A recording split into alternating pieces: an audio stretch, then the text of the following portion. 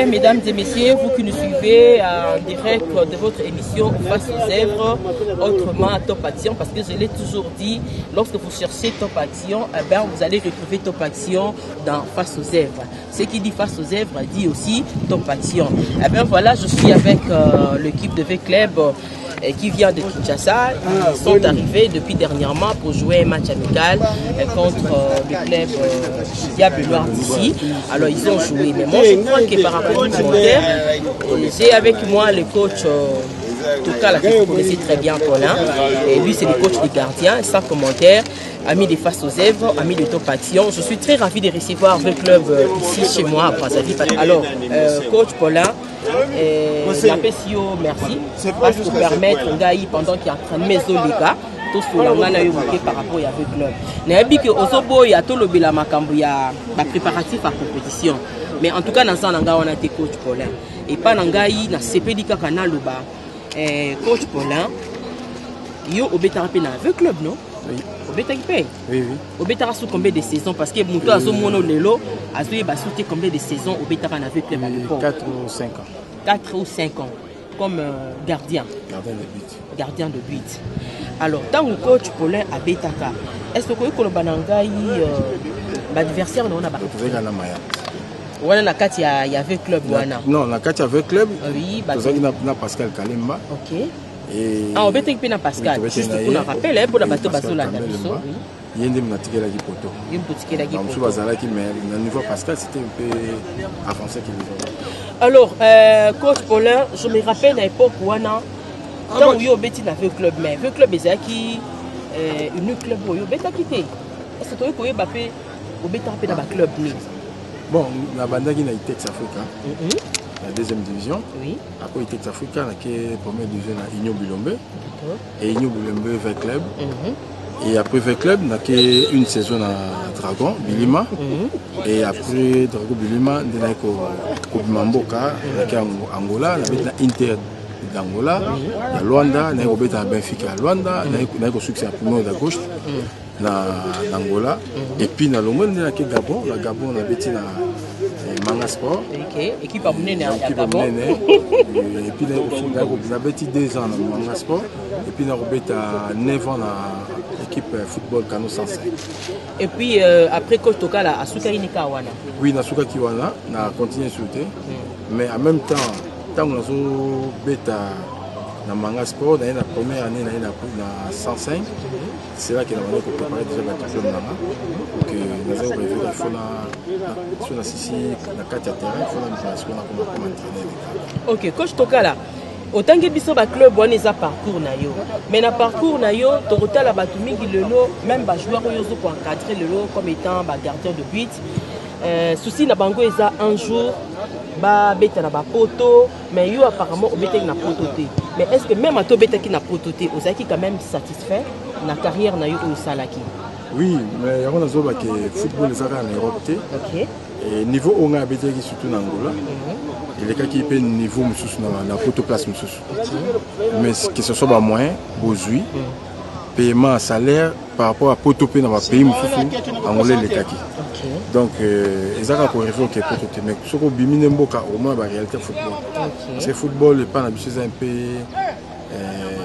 moins en retard parce que ça va bloquer mususu na kisasa dans toujours appliquer en côté. C'est beaucoup mieux. Mais c'est pas qu'Europe il faut qu'on rêve. Tout ça en Afrique, tout ça au Maroc, il faut bien, tout ça à la place et l'Égypte. Donc c'est ça. Alors, coach Paulin, nous avons collègue Moko Soleil Badila, il y a aux États-Unis. Et na mami na Belgique, ba collègue journaliste et ba consoeur. Bon ba lobi mais quand on tourne à coach Paulin, donc il y a ticket là qui Pascal Poto. Est-ce que au ticket qui par jalousie yo banda qui sous beta bien té au ticket li Pascal abeta to okenda ki ndenge joueur musuta kendaka. Non, normalement ngai ndé la beti au moins 27 ans à football. Oh, 27 ans. 27 ans à football. na tika aussi à jubilé petit hein na ça non jubilé mais na zo pas ngo na tika ça jalousie na garder mon côté parce que Kalemba ngam na réputé parce que tant qu'il avait avec club test ouais tant qu'il avait club na test ba trop ba ligne côté gouverneur ex-gouverneur André Kimuta il travaille présent sur ngam na sombisa parce que na makasi et puis n'est ko formé parce qu'en formé il sous ba Jean Tala donc on a préparé c'est la même chose dans l'équipe nationale, dans l'équipe nationale, on a préparé Kidiaba à côté de mon jour, même si on a vu mon petit, on a même moment dans le poteau. Mais la forme qui va on a vu c'est comme ça. On a tika rapoto boité, même temps dans Angola, c'est pareil. Avant la longue, le club tel, on a formé déjà Bana. D'ailleurs, monté Mamounen. Même dans Gabon, on a formé Bana Belé. Le Bana choisit l'équipe nationale, donc il y a une petite catégorie. Donc c'est ça. Ok. Alors coach Paulin Toukala, depuis Oye avec club, on s'est dit déjà combien de 3 saisons. Alors depuis Oye, bah mérite des alliés.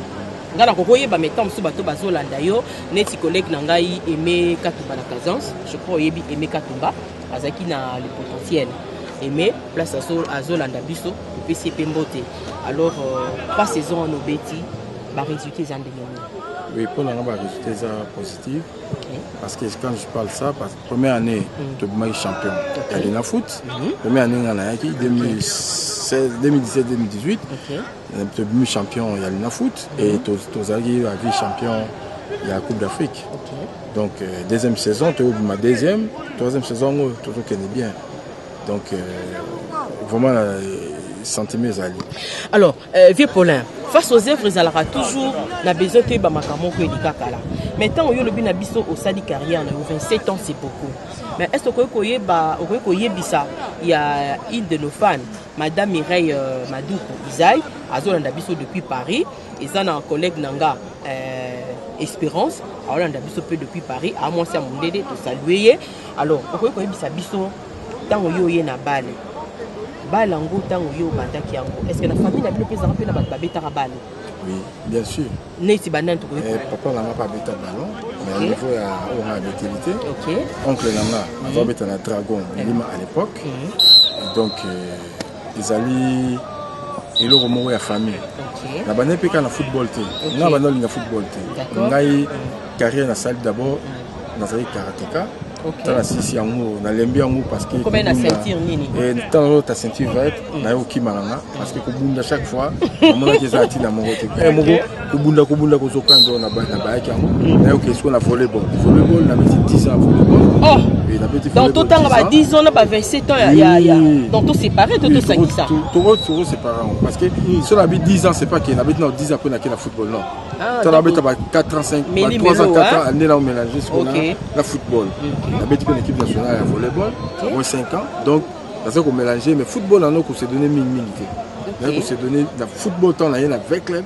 On a dit, ok, la monnaie, elle est bien, ça y est, on a petit que le monde public qui va habiter. Les ala ratés. On a abandonné ce qu'on volleyball, on a tiré sur le football.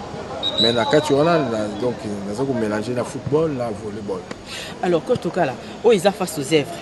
Kobaye bisoté parce que moi ma question ezali na ebiki pendant qu'il entraînement zo likanango toujours kokende bat bazo beta ballon balobi lelo ba le fukaka moi elo gri ezala ce ko beti na gri carrière kokende sikate est-ce que ko ebisa maminja te na Paris madame Eliane Kabango kuna na Toronto ce qui vraiment bas les pona robeta on a barlette biloni surtout kuna est-ce que bas les po beta on ka fo au sangisa parce que dorénavant ma colonna yo nzambe de mutapesi yango mais si qu'on a poni ne comme raquer joueur à lobby to entraîneur à lobby po ba joueur ba beta bien faut ba sangisa non bon on nga na okango mais nano na mona moté OK équipe ko ça no grigi na ndenge na bon pour ba gagner les joueurs tu peux cet exemple oui.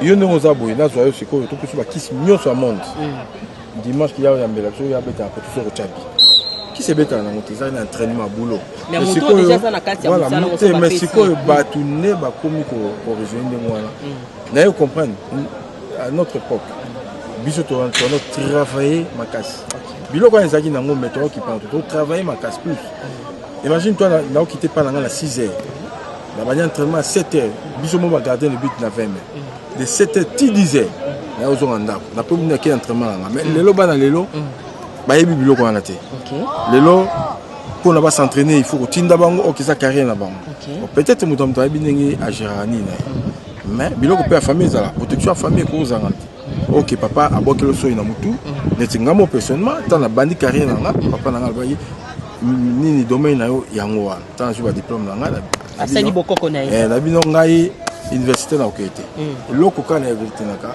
aju mutu na nga bokelo donc coach tokala pe akota pe classe normale yo ozupe ba diplôme d'état ndenge zalaka ayo bokelo nga so ina mutu abi na nga en tout cas kende mais aussi eloko mutu te sur aussi eloko mutu et aussi à contre donc une parole là la maîtrisant tilelo donc est-ce que tokala sala pe école de foot n'a pas ça l'école de foot.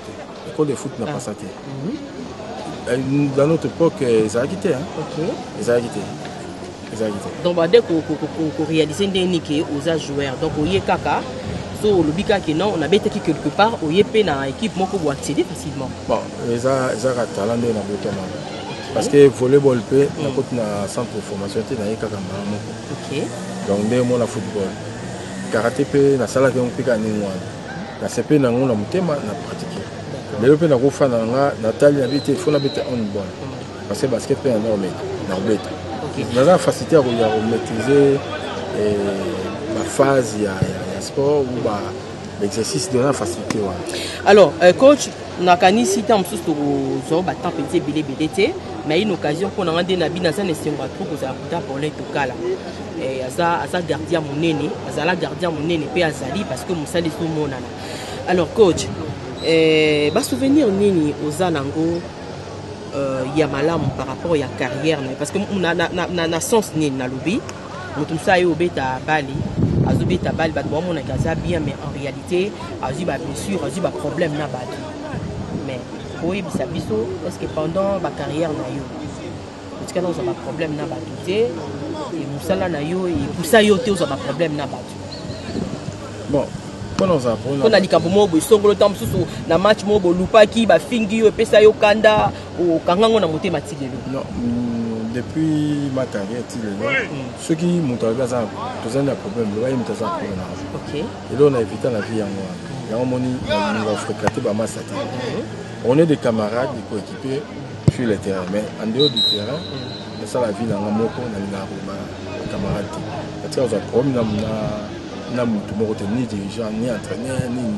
donc la raison pour laquelle si on a un problème dans le club na ba vita mais là na zone le temps là yé ba souvent ba sostenga genam ta sostenga patia gamba il faut zone tana roya ba minga boko donc ceux qui ont un problème na ba tout mais peut-être des on a ça problème alors coach Tokala les lots entraîneurs et là, on a coupé ça joueur comme étant gardien, oyo bazomo na yo zongi et ça par rapport à la discipline moko boye par rapport à makambo ko le biso moi secret pour que joueur ko bazola na yo bayoka ki ba vi beta ki ce qui on dira qui peut le bazonga et ça par rapport à mérite boye vous tout ça ko bakozo comme kumisa mais non on donne qui sait qu'on a ngana presse na yena tunio et na zapi ne sera pas réponse. Oui, et l'on parle aussi dans la jeune balinga d'abord musala donc il faut qu'on l'ingana non. Deuxièmement, il faut qu'on travaille plus que ça parce que les gardiens de but travaillera plus que les joueurs de champ. Ceux qui entraînement va jouer de champ à 1 heure, gardien, il faut ça au moins 2 heures de temps. Il faut qu'on l'ingana. Donc conseil qu'on a pris c'est musala il faut les cas parce que et puis il faut respecter Babylon News eux contre sport. Neti biloko nini coach to profiter il faut là l'avant. OK. Il faut là l'avant, il faut pas qu'on là l'avant zo pesa par rapport ba heure nime ta ko là. Normalement combien de temps ta ko là un bon joueur 8 heures de temps au moins. Ngata wana ko beta na ko ça 22 heures de bandate. D'accord. Et il faut se reposer. Kolia malamu. Kolia malamu zaneti. Kolia ngope il faut koyeba. Oui, ya wana ngaloba. Kolia ngope c'est ko. Ils est belé. na époque na biso na bande ko sala fort ne docteur nga zawana na ko approche nga biso na notre époque nga bande ko approcher ba docteur po ba yibisanga biloko ni o na ko lia o ko matsanga forme oui o ko matsanga forme na biloko ni o ekitisaka forme ba docteur à l'époque ba so expliquer sur avec le fils ba faut pas beau mais lelo ba jeune lelo tout à fait docteur ceux qui n'ont rien rapport tout na est-ce que docteur et le on a lia boizabo lelo so to pexi bango docteur bino o te ah ba comme aussi donc c'est ça aussi donc il faut respecter ba biloko wana ya mike il faut là l'avant et donc c'est ça. Est-ce que tu veux basiko coach Paulin ou comme entraîneur formation nini au sala qui a bien pour na que le bi ba diplôme d'autres qui yo continue entraînement formation nini coach à sala qui pour le aya pe na club bandi mais pas seulement kaka ancien joueur toi ancien gardien mais aussi par rapport à connaissance sur yo même. Oui, pour la formation na salle na deuxième degré de fédéral et en plus na salle ba stage de belé. D'accord. Et na ba entraîneur étranger na salle français, anglais, allemand et portugais donc entraîneur au na eu chance dans la bande au na eu la formation par la et puis na salle je peux naza formateur ya ba jeune talent bana mike naza ba gardien oui ça là.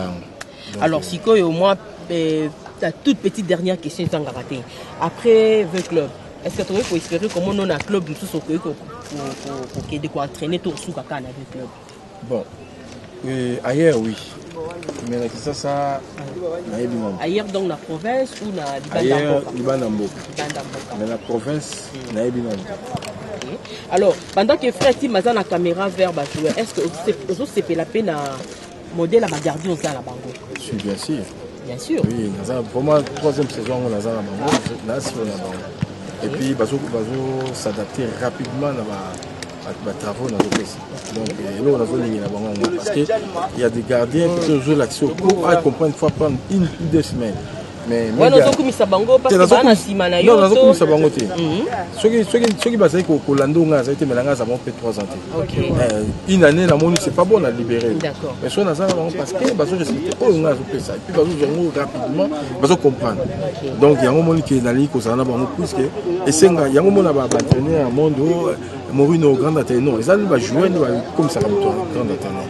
Ndenge moko nanga so na faut garder le ba garder ouais il n'y a pas ça faut entraîner mais pourquoi ça va garder au besoin défendre là je préfère rester avec eux. OK merci coach moi tous abattant et BD zaté vu entraînement et pour la compétition to bombi seulement temps on va permettre boya tongana ya côté la biso donc tout ça la caméra vraiment merci pour notre temps coach. OK merci aussi. Ah c'est payé à trop hein. Okay. Vraiment on dit qu'un jour dans zone interview nanga. Ça va. C'est un grand plaisir pour nanga. OK. Merci, je crois que nous venons de terminer avec le coach Paulin Tokala. Le temps pour moi de laisser juste quelques minutes et entraînement et après tokoye bakozwa et batomosusu bien assis. Donc merci beaucoup pour Nabino Bolanda Biso en direct qui a face aux œuvres.